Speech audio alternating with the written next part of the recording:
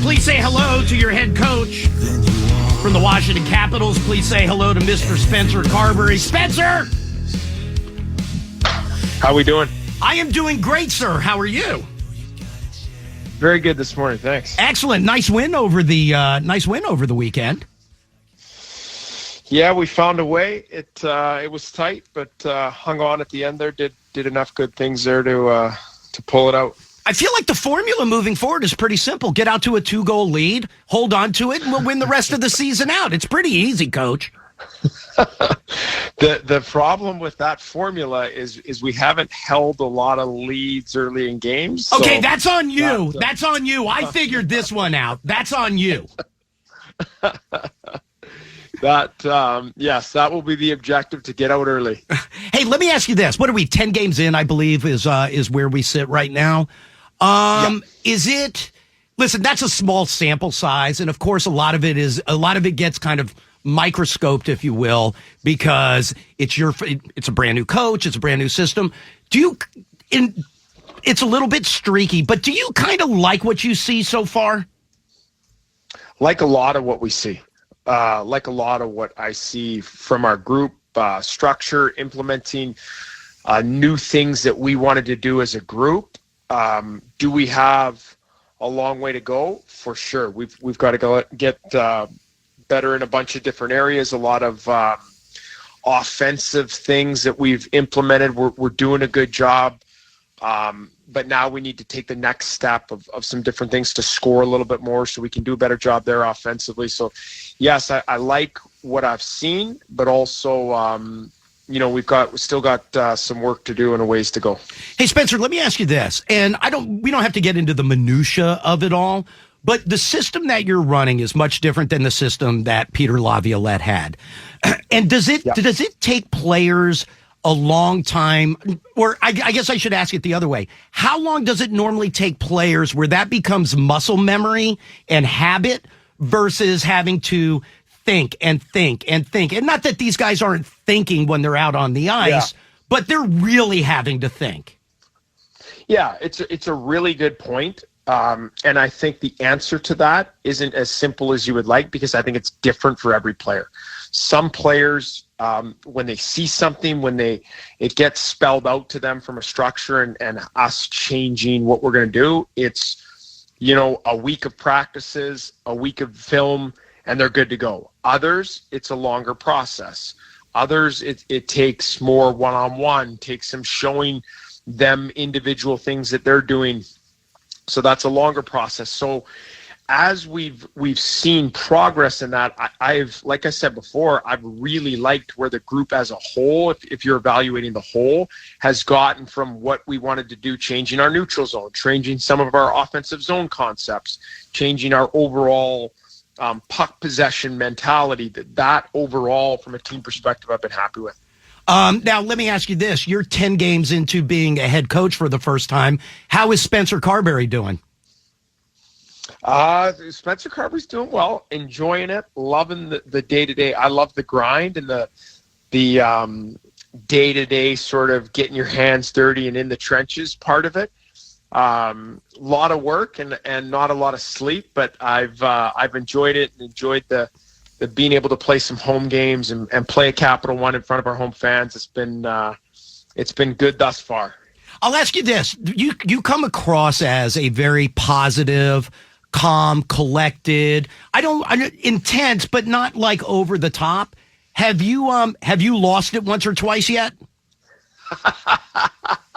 Define lost. Okay, I will. So I was at the game on, was it Thursday night we played the Islanders? I believe it was. Yes. I don't know if you were just really animated in telling Sonny Milano something, or if you were ripping into him, but you were adamant about something.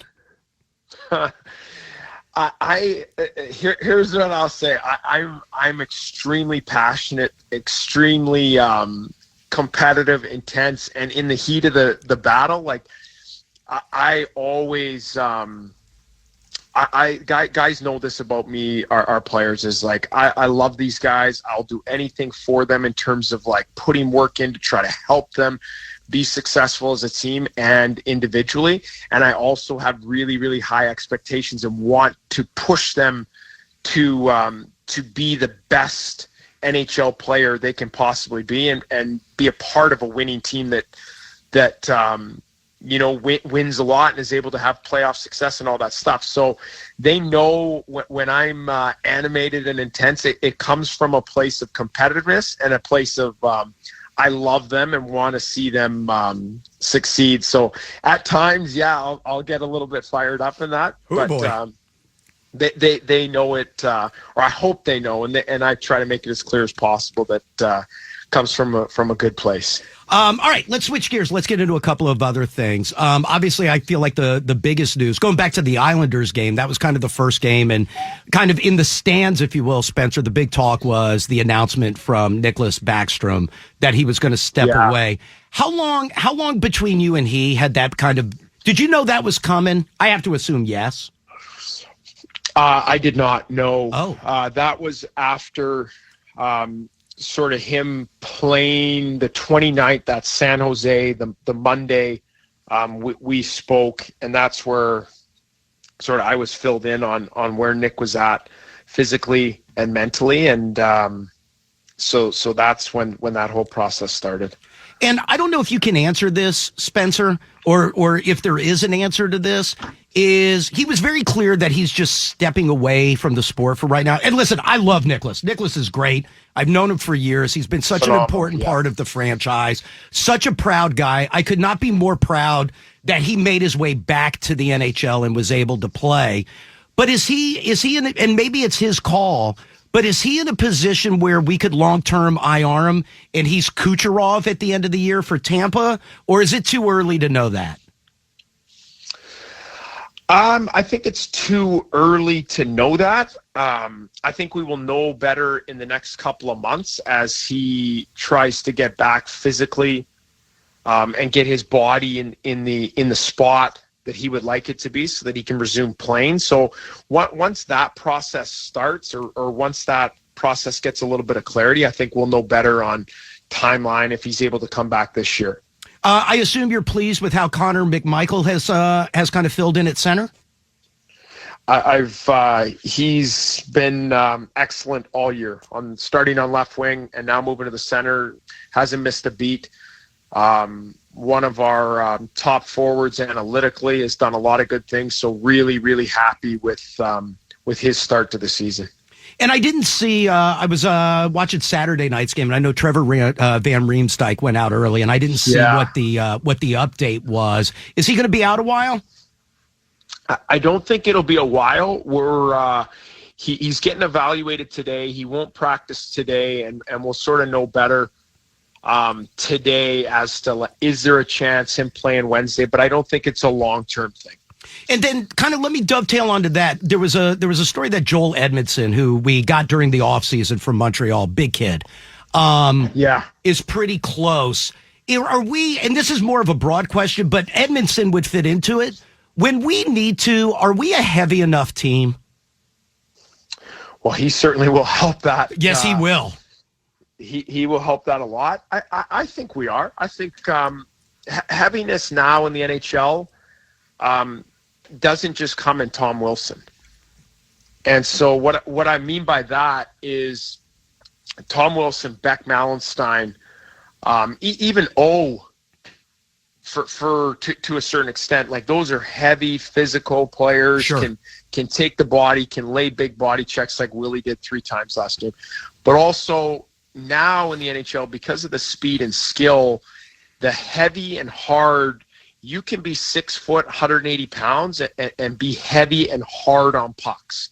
And that's sort of what we stress and I stress as a coach is all of our eyes, even from Stromer to McMichael to Sonny Milano, like you can be a hard, heavy player on the puck. You can get to difficult areas. You can win loose pucks, be heavy on your stick, all these different things. So, yeah, you might not blow someone up and put them into the 4th row, but you're still very difficult to play against because you're constantly on the puck and being hard and heavy in those difficult areas. Hey, last couple of things, and then I know I'm going to have to let you jump. The Adam Johnson story last week was tragic. I mean, it's horrible. Yeah. And I know that Oshie is now wearing a neck guard during games.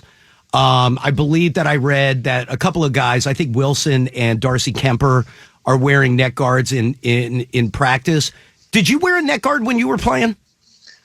I did in minor hockey. It was required. And then it sort of went away in junior and in college. My son, who plays youth hockey in the area, his team is now going to be required to wear neck guards. And it's if there's one positive that Adam and I coached against him for multiple years, sure. So saw him firsthand and the player he was. I didn't meet him personally, but if there's one positive, it's brought a ton of attention, and now we're trying to make this game safer in a horrible, tragic situation is now brought to light. We need to make this game safer and find ways to push the envelope to make it safer so that this never happens again. And I think those steps are being taken, and Osh and Tom Wilson and Osh's company that's making them, and youth organizations that are trying to find ways to implement these. And the thing that Osh and his company's doing, which is great, is being cutting edge with making them, obviously the safety and protection is number one priority, but also make them comfortable, slick to where players are absolutely, I'll wear it. It doesn't affect me whatsoever, and it makes no difference. I feel like I'm not even wearing a neck guard. Because that's what I was going to ask you. Like, both my kids play travel hockey as well. One's playing club in college. The other one still plays around here. I don't remember them ever wearing neck guards. Like, even like when they were mini mites and mites. And maybe that's where it starts. But as you get older, is it just a creature of habit, comfort thing? Or at some point, was it almost perceived as being a weakness if you were wearing a neck guard? I think it was... It's an interesting question because I remember you had to wear it and it was required, and it had to have this little logo on it. This is growing up in Western Canada, and it had to be approved by a certain company or whatever. And then it sort of went away and you didn't hear anything. And unfortunately, they didn't stay on it. And then some junior leagues, I remember coaching in the OHL, and neck guards were required, but guys would tape them up real tight. So it was hardly even, it was like this little tiny thin sleeve that, had no functioning purpose other than just saying that they were wearing it. Right. So, and the Quebec Major Junior Hockey League, I believe, has always worn them before. So it's something that's been varied through leagues of whether it was required or not, but I think this will, the attention that it's brought and positive attention for change, right? I think will help. And I agree with you. And it's a shame that, listen, we've seen it with Clint Malarchuk. We saw it with our old friend Richard Zednick. But at least if something good comes out of the horrible incident with Adam Johnson, there is a new light on it. And maybe it does start with youth and kids grow up wearing it, and it's not a big deal. All right, last thing, and then I'll let you go. Do you know David Quinn? I do know David Quinn, yeah. How miserable is he? I caught him quickly after the game. Here, I feel for him. No one wants to be in that situation. So, have you ever coached a game at any professional level where you gave up 10 goals in back-to-back games? I have not, but I'm thanking my lucky stars. I'm thanking my lucky stars.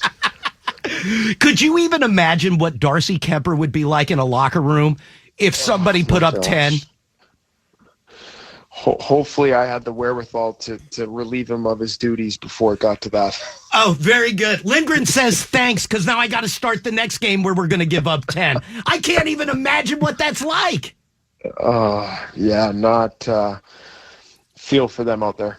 Anyway, listen, I know you got to jump. We go at it on Wednesday. It'd be nice to collect 2 points. Then we head on the road for a pair of games, back-to-back games Friday and Saturday against the Devils and the Islanders. That won't be an easy back-to-back. Yeah, but I guess at this point, none of them are really easy, Coach. No, we have our hands full, and that'll start Wednesday with Florida. Best of luck, my friend. Hey, Spencer, I appreciate the time. Thank you, sir. Anytime. You guys have a great day.